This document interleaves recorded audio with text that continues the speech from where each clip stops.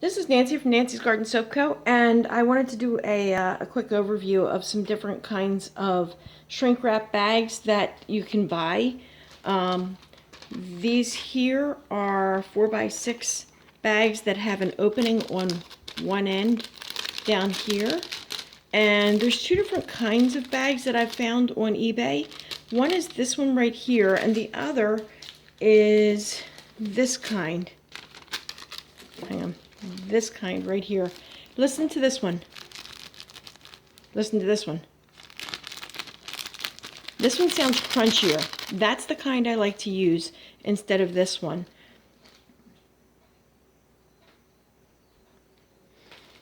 This one right here that I don't care for, I wrote down on the bag, it's called Polyolefin Bags.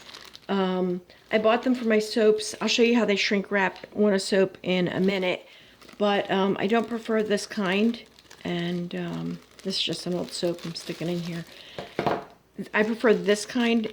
This one's marketed more towards people who do crafts and soaps. It's a PVC bag, and I believe the eBay seller was Durafilm, was the name. If I don't write it below, you can ask me and I'll tell you.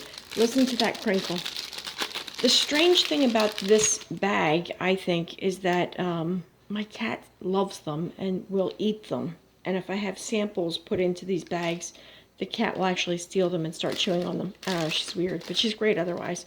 Okay, so we have the 4x6" bags, the PVC type, which I prefer. Another kind, this is the polyolefin, which I believe is used for foods more so. Then we have a tall tube shrink wrap bag that looks like this.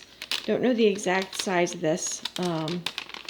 Dimensions. It's got a perforation on the side here for ripping things open easily, and it fits this kind of round tube like so.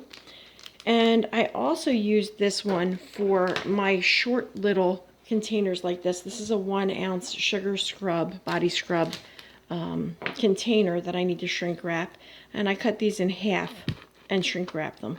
You actually could shrink wrap them with a little bit. You could maybe do 3 per piece. And just slide it in. I made this one a little bit big, but you probably could do 3. Depending on whether you want to cover the top and the bottom or just the top. So if you're just doing the top, then you could do. I've also used these for the tops of lotion pumps. I also will stick the lotion pump top into this and then shrink wrap that to also secure it. Next we have a short 4 ounce jar. This looks like it's got writing on the label. It says 115 by 55, so that's the millimeters. And this kind here, I recommend you label your packages because they all look the same when they're like this. This looks very much like this one. So this one here has an opening at the top, like so. I don't know if you can see that. All right, there you go. And it goes around a jar like this.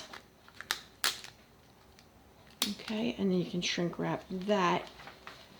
And I'll demonstrate that in a second. Next, we have the 28 by 65. These are little lipstick or chapstick tube. I should say chapstick and not lipstick. Chapstick tube ones. These have a perforation here. That little section there, so I'm going to stick these here and seal that. And lastly but not least, this is something else you may not have seen. These are sample packets for, they're not really shrink wrap, but they're sample packets for creams and lotions. So you could fill this up with a sample, and once you have, this end here is open. Once you have this opening, one sec, see if I can get it. Okay, let's see. There we go. You fill the inside of this, preferably keeping it as sterile as possible and not sticking your fingers in it like I'm doing here.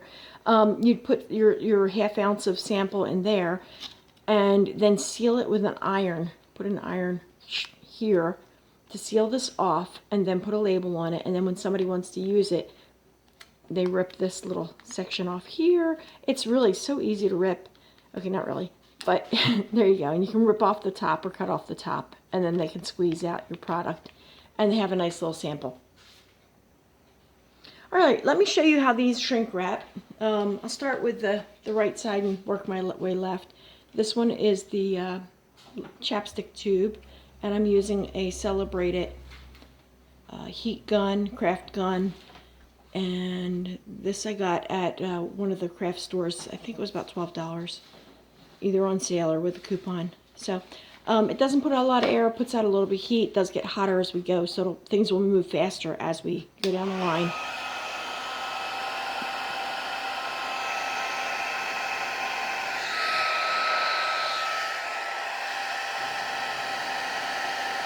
Now obviously this is not full, it's just empty, but I just want to demonstrate how you do that. Okay, all sealed, looks very professional.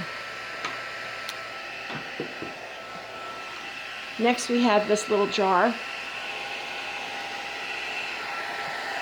I'm going to hit the top and the bottom, trying to catch it around the lip, and then do the sides.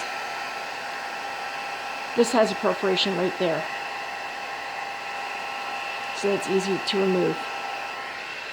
Next one we'll do the tall lotion stick. This is a laundry stain stick remover, but I also use these for lotion bars.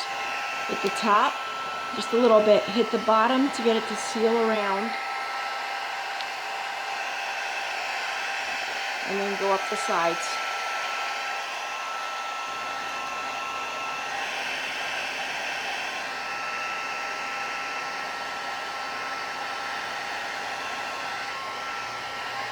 Alright, and for the little ones, this piece is a little bit big.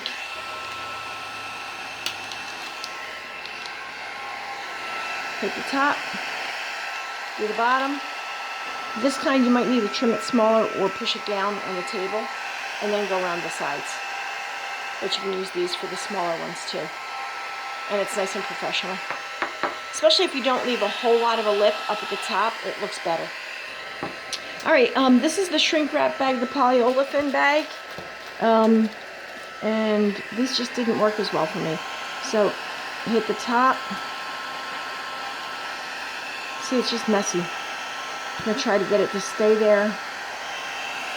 I think this is used, sorry about that, used more for tea, for foods.